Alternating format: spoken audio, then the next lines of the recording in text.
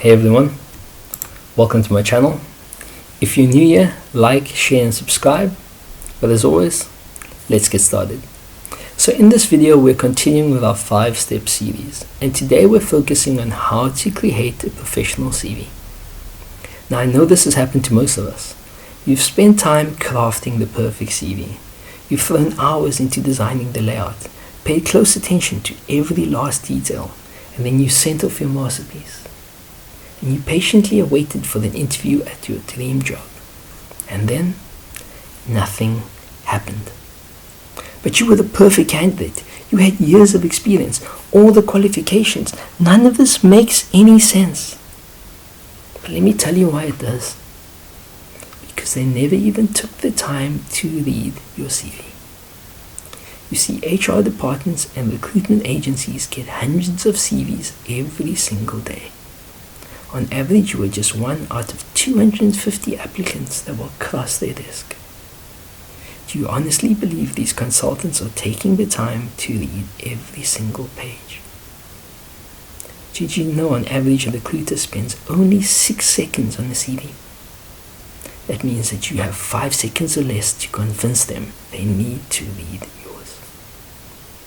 And I'll tell you how you do that. So step 1 is get rid of the idea of having one generic CV. If you merely have one CV that you are updating maybe once, twice, or 3 times a year, and then using that same CV to apply into every job application, you've already lost. From today forward, I want you to have a minimum of 2 CVs. The first is going to be your detailed CV. This will have all your information about every single job you've ever worked. It will include all your duties, your daily tasks, your career achievements, your skills, your skill levels, your certificates, your qualifications. Every single piece about your education or your work experience will be kept in your detailed CV. The second will be your revised CV, and this will act as your base template that you will edit and change according to the jobs and positions you are applying for. And if you're wondering, but where do I get the information for my template? You copy and paste it from your detailed CV. Now, step 2 is simple. Unless you are asked to provide one, keep photos and gimmicks off your CV. I do not want to know your hobbies or your interests. This is a job application. Save those things for your Tinder profile. Okay? Step 3 is knowing the importance of a proper layout. A poorly organized CV will be quickly discarded. Key elements you need to remember are: keep your CV brief, keep it relevant, use clear and legible fonts, be consistent in your layout. Present your CV in 4, maybe 5 sections. Section 1 should be your CV heading containing your contact information. Section 2 will be your personal profile. Section 3 will be your work experience. Section 4 will be your education. And I often like to add Section 5 with a line for my salary and availability. Now in step 4, we're going to look at building the personal profile. But before I go into detail, I want to touch briefly on your contact information. Now your contact information should contain your full name, professional title, your email address, your contact number, your home address, and I often like to include my LinkedIn profile. Now many of you may think this is straightforward, but it is tricky for the simple reason. Recruiters and HR will use this information to research you online. If your social media profiles are unprofessional, or you have information on your LinkedIn profile that does not match your CV, you've eliminated yourself before you've even started. Now most candidates go from contact information straight into work experience, and here's why you'll be different. By adding a personal profile, you highlight to the recruiter why you are the candidate that they are looking for and why they should read your CV. A personal profile is a short paragraph, no more than 100 words, detailing either a CV summary or a CV objective. Now, if you have many years of experience, you will use a CV summary. This highlights your career progress, your achievements, and shows the company how you will benefit them in the position you are applying for. If we look at an example of a sports supplements consultant, my summary would be 12 years experience in sports supplements and nutrition sales, seeking the position of sports supplements consultant. Grew Synergy Pharmacy to be the largest seller of Nutrition Lab and 32 GI supplements in the southern suburbs. Received special endorsements from USN, Evox, and Hammer Nutrition. Now, if however you have little work experience, or for example you are writing a CV as a student, then I would advise you to write a CV objective. A CV objective highlights the skills you've mastered and shows why you would be a good choice in the work environment. If, for example, you're applying for a post-basic job, you don't merely want to say newly qualified post-basic seeking job in a retail pharmacy. And you might ask, but why? And the reason is simple. In doing that, all you are saying is, hi, I studied for this position, so can I get the position? But how does that set you out from any other candidate with the same qualifications? My CV objective would read, dependable post-basic assistant trained to work in a fast-paced, high-stress environment, seeks to improve his attention to detail and meticulous work ethic by helping Synergy Pharmacy in their upcoming retail challenges. Can you see how I not only highlighted what I can offer the future employer, but I made it personal by putting myself into his company? This is no longer a generic application. Now, step 5 is showcasing your work experience and your education, and this is more than often the most important part of your CV. I want you all to start with your work experience with a career overview. This will be a detailed breakdown of all your work experience. You will list your time period at the company's name, the company's location, as well as your job title at the company. However, you will not list any tasks, duties, or responsibilities in your overview. Next, you will move on to your career details, and here you will only showcase the last 10 years of your working experience. And once again, I know what you're thinking. Ross, work experience is easy.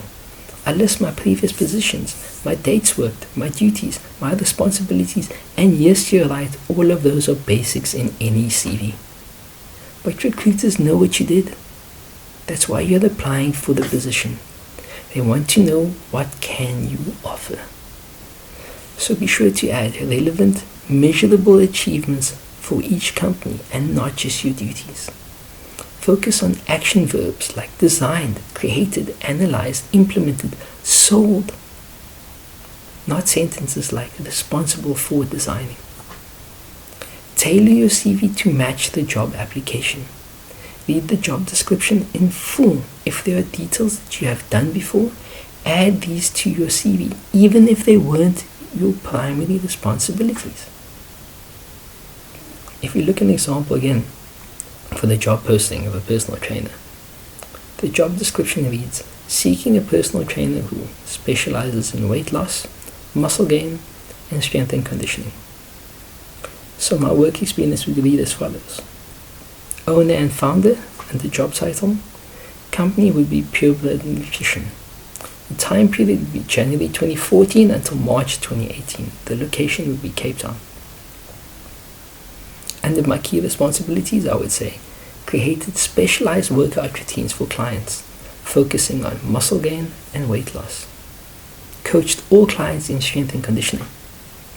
Helped multiple clients achieve their weight loss goals, while training numerous clients to achieving their muscle gain goals. Key achievements being coached Chris Sandberg to lose 28 kilograms within the first 12 months, helped Graham Mini increase his bench press by 20 kilograms within the first month, increased Andre Groeneveld's bicep size by 3 centimeters within 2 months. From this we can see I've tailored my CV around the job description. So not only have I shown that I'm able to handle the task, but I've shown the potential I can bring to the company. By highlighting your achievements in these areas, you are giving them quantifiable measurements. Don't merely state, if you are looking for the sales position, I increased sales at Synergy Pharmacy. Give them a unit of measure. The next piece of good news is that the education section is straightforward. Do not put your high school education on your CV unless it is your highest degree of education. Only list your secondary education, and you will do so as follows: graduation year, degree, institution name, and if you are still studying, your expected graduation date. If this is your first job application or you are writing a CV with no work experience, simply leave out that section and elaborate on your academic experience. Add your fields of study, your relevant coursework, your best achievements within these fields, as well as extracurricular activities where applicable, guys. If you are part of a society, you want to add this on. If you spend 3 hours in the cafeteria shooting pool, you want to leave that off. Okay. As a bonus section, I always include a line for my availability and my salary. It helps an employer immensely if he knows your notice period before appointing you for the position in his company. Under salary details, I always attach a copy of my most recent payslip, and my reason for doing that is simple. When I worked in government, I had a salary of $18,000 per month. Now, if I merely stated $18,000 under salary, my employer would have assumed my cost to company was $216,000 per annum. However, the government paid a medical aid contribution of 2,300 Rand for myself, 1,200 Rand for my wife, as well as a 600 Rand housing subsidy, making my annual cost to company 258,000 per annum. Now, this would not have been represented by me merely stating 18,000 for salary.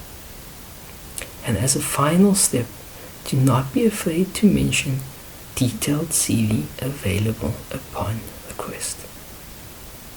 I would like to thank you all for watching. I hope this helped you understand how to create a professional CV. Be sure to like, share and subscribe. Support me by following me on social media. And remember, it's never too late to become who you were destined to be.